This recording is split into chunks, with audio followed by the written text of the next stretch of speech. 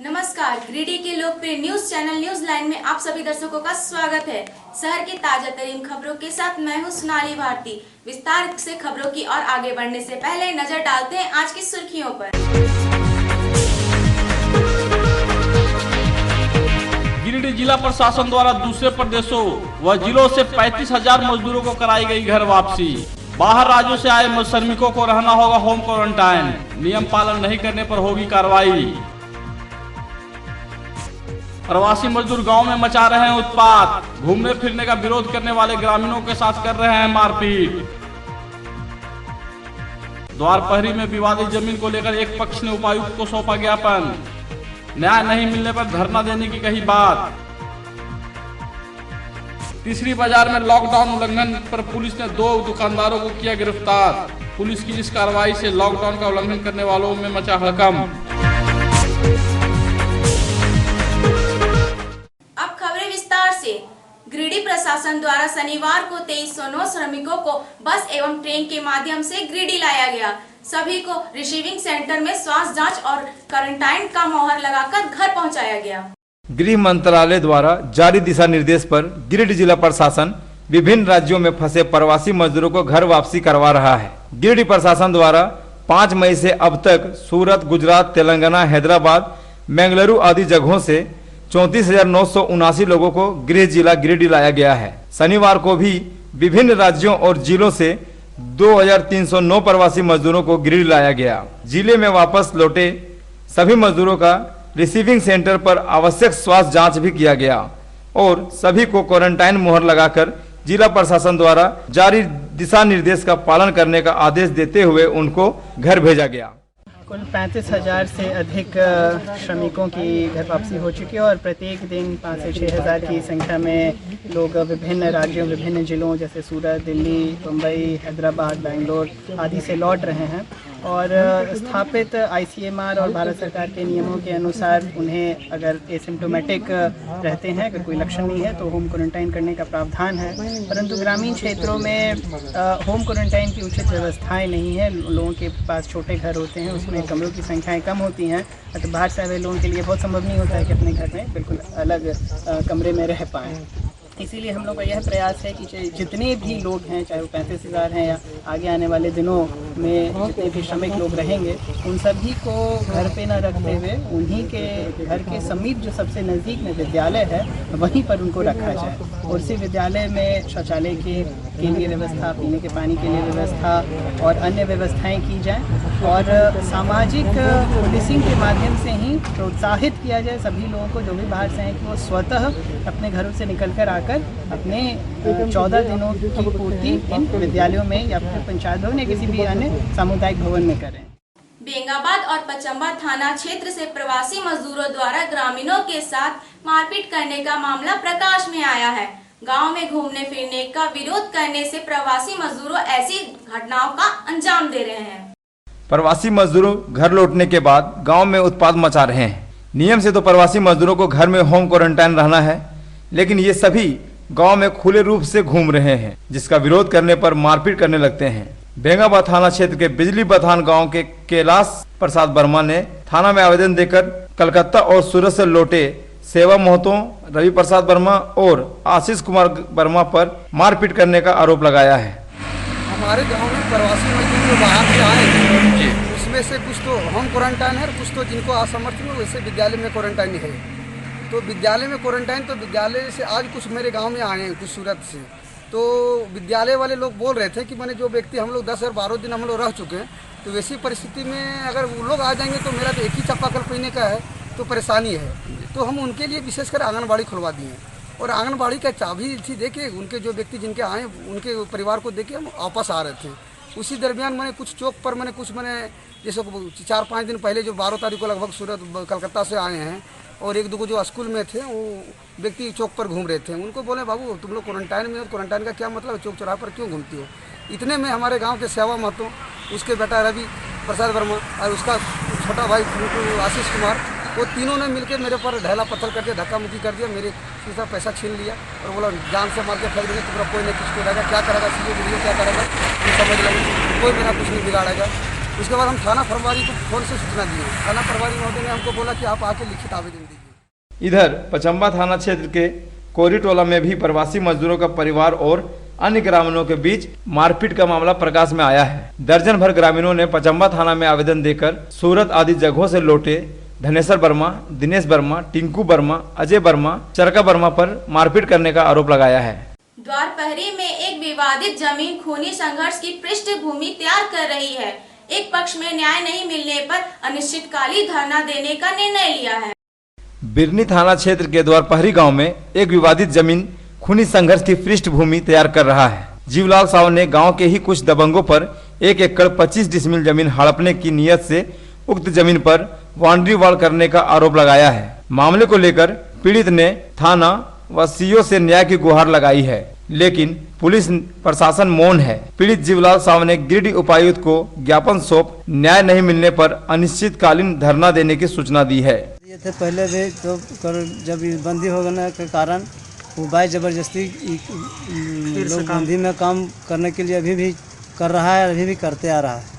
इस पर कोई छानबीन नहीं हो रहा है, इस पर कार्रवाई किया जाए। जगह जमीन हड़पने के चक्कर में इसी का मामला लेकर के चल रहे हैं। और यहाँ कई बार मैं डीसी ऑफिस के सामने में धरना पर बैठे थे, अभी तक कोई कार्रवाई शुरू नहीं हुआ है। कितना जमीन था, क्या था? इसमें 1 एकड़ 88 डिसमिल है द्वारपहरी में।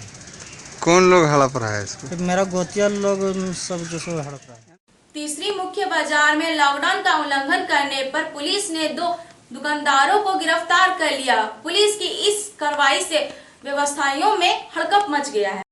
तीसरी मुख्य बाजार में लॉकडाउन का उल्लंघन कर कई दुकान खुल गए हैं। शनिवार को लॉकडाउन का उल्लंघन करने पर तीसरी थाना पुलिस ने 2 दुकानदारों को गिरफ्तार कर लिया, जिससे तीसरी बाजार के घटना के बाद व्यवसायियों में हड़कंप मच गया। सब्जी, किराना और मेडिकल स्टोर छोड़ बाकी सब दुकानदार अपनी अपनी दुकानें बंद कर रफू चक्कर हो गए। वहीं तीसरी थाना पुलिस ने गिरफ्तार दोनों दुकानदारों को कड़ी चेतावनी देकर छोड़ दिया है। हालांकि पुलिस की इस सख्ती से तीसरी बाजार में सन्नाटा पसर गया है और लॉकडाउन का उल्लंघन करने से बचते दिख रहे हैं।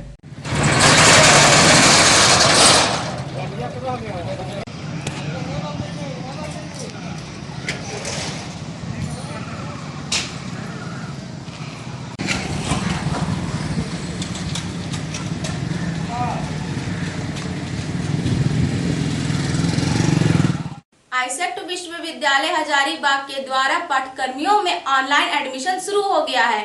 लॉकडाउन की वजह से सभी विद्यार्थी घर बैठे नामांकन करवा सकते हैं।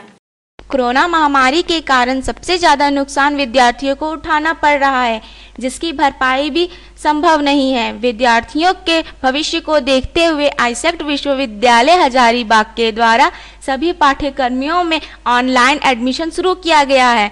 विद्यार्थी के कुल सचिव डॉक्टर मुनीश गोविंद ने बताया कि लॉकडाउन के मद्देनजर ऑनलाइन कक्षा पहले ही शुरू की जा चुकी है और अब एडमिशन के बाद ऑनलाइन प्लेसमेंट व निःशुल्क ऑनलाइन कैरियर काउंसलिंग की सुविधा भी विद्यार्थियों को मुहैया कराई जाएंगी। तीसरी प्रखंड के लोकाई नैनपुर में आंगनबाड़ी भवन के निर्माण को लेकर ग्रामीण बटे हुए हैं, जिससे गांव में विवादित उत्पन्न होने का संभावना हो गया है। तीसरी प्रखंड के लोकाई नैनपुर गांव में आंगनबाड़ी भवन निर्माण को लेकर गांव में 2 गुट बन गया है। एक गुट पंचायत भवन के प्रांगण में भवन निर्माण करवाना चाहता है, जबकि दूसरा गुट गांव के बीच स्थित गैरमजरूआ जमीन पर भवन निर्माण की मांग पर अड़ा है। दोनों गुटों में कई बैठकें हो चुकी हैं, लेकिन अभी तक कोई रास्ता नहीं निकाला जा सका है, जिससे गांव में विवाद होने की संभावना बनी हुई है। और जब से आंगनबाड़ी शुरू हुआ है तब से लेके आज तक यही पर केंद्र चल रहा है, यहीं पर सेंटर है और यहाँ पर जो से काम आया, यहाँ का चेक स्लिप खाता 22 ब्लॉक 626 के अंदर चेक स्लिप बना हुआ है और उस स्थल पर जो है फाउंडेशन कट गया और फाउंडेशन कटने के बाद कुछ राजनीतिक साजिश तहत के चलते बीच के मामला लेकर उलझा दिया है। और हम लोग यहाँ चाहते हैं, हम लोग भी 100 से 150 हड़िया यहाँ पर हैं। हम लोग ऐसी बहुल क्षेत्र, यहाँ हम लोग गरीब के बच्चे हैं। हम लोग चाहते हैं कि पूर्व से यहाँ पर चल रहा है और यहीं पर चलना चाहिए और भवन निर्माण यहीं पर होना चाहिए। आज हम लोग पूरे ग्रामीण लोकाय में बैठे, 3 दिनों से हम लोग की बैठक चल रही थी और बैठक में यह सर्वसम्मति से निर्णय लिया गया कि हम लोग ग्राम के बीचों बीच मतलब बनाएंगे।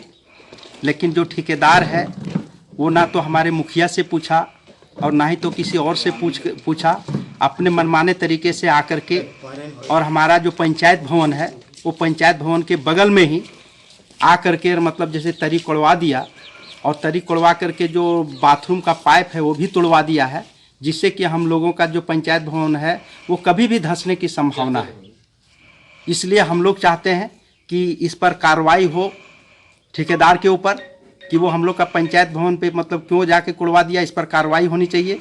हम मुखिया जी से भी मांग करेंगे कि ठेकेदार के प्रति एक आवेदन थाना में दे, और मतलब उस पर मतलब एक FIR दर्ज हो। और हम लोग आंगनबाड़ी तो वहीं बनाएंगे जहां गांव के बीचों बीच है। ये हम लोग का BDO साहब ने भी इस चीज़ को कर दिया है। वहीं नैनपुर पंचायत की मुखिया मंजू देवी ने कहा कि पंचायत भवन एकांत स्थल में है, गांव वाले बीच गांव में ही जमीन देने को तैयार है। ऐसी स्थिति में बच्चों की सुरक्षा को देखते हुए भवन निर्माण होना चाहिए।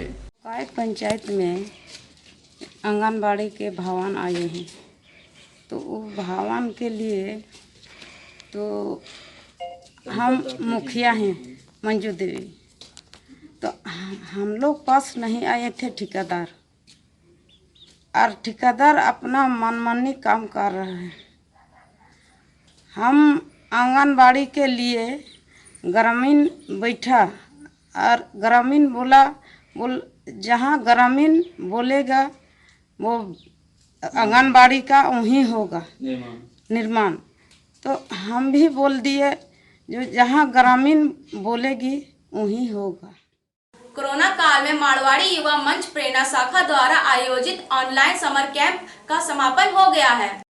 कोरोना काल में बहुत कुछ बदल गया है, खासकर बच्चों की दिनचर्या में भारी बदलाव आया है। मारवाड़ी युवा मंच प्रेरणा शाखा द्वारा कोरोना संकट को देखते हुए ऑनलाइन समर कैंप का आयोजन किया गया। 10 दिनों तक चले इस समर कैंप में बच्चों ने online painting, online public speaking, Joba dance, financial management आदि प्रतियोगिताओं में बढ़ चढ़कर हिस्सा लिया। इसमें पेरेंट्स की भूमिका अहम रही और पेरेंट्स ने इसकी खूब तारीफ की। Hi everyone, I am Amita Machado. I was a part of the 10-day online summer camp organized by Cats at Go World. It has many exciting topics. Memory techniques will help me to better my grades in my school. Time management has helped me to use my hours more effectively. Anger management has helped me to control my anger. Good morning, my name is Ashmita Sharma and I'm 12 years old.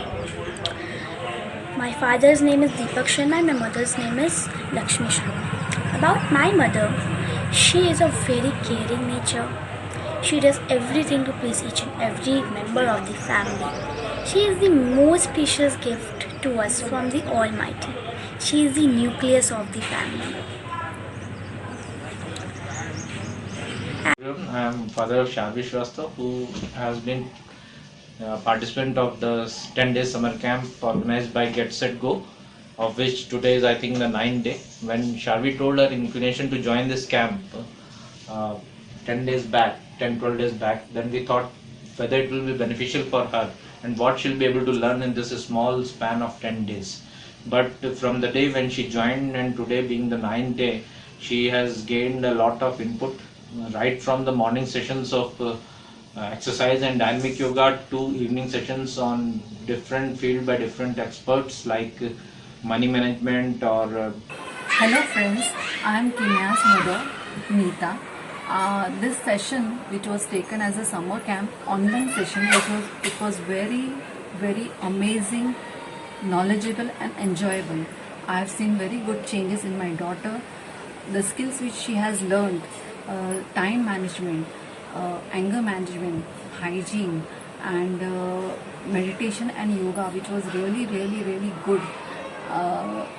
And I have seen confidence and she has become more expressive, which is new to me, and I am very happy with these sessions. Thank you very much.